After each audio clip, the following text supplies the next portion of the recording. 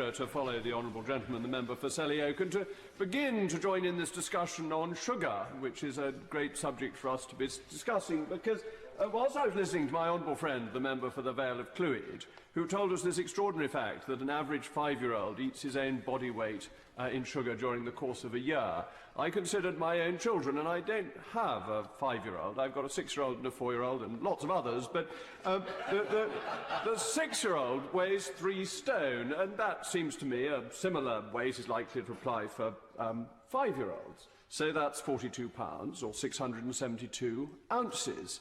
So if a 5-year-old is eating his own body weight of sugar in a year, he is eating 1.84 ounces of sugar a day, which I believe is equivalent to 11 teaspoons of sugar. And we think of the lines of Mary Poppins, a spoonful of sugar helps the medicine go down. One wonders whether the medicine goes down even better after 11 spoonfuls of sugar.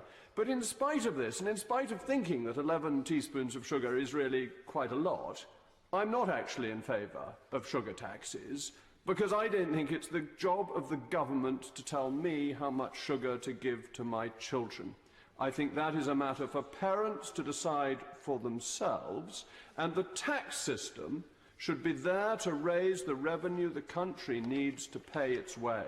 The tax system is not there to tell us how to live our lives. And I see that there may be an exception with tobacco, but there isn't really with alcohol. With alcohol, it's a matter of raising revenue, and the rates that we have on alcohol work very well in raising revenue, as, incidentally, does tobacco, that it is a serious generator of funds for the Treasury to pay its way.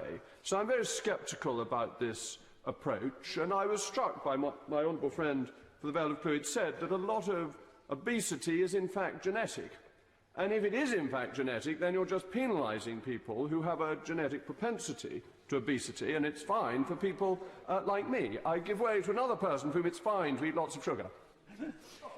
Indeed, I had a fine East Lothian Easter egg, so I admit to that. But would Deputy Speaker, wouldn't my honourable friend accept that the difficulty in having a hands-off approach, as he suggests, and leaving it entirely to the individual, is that there is a vast advertising industry which also influences consumer behaviour, and that in a sense that using a sin tax is a way of evening up the process?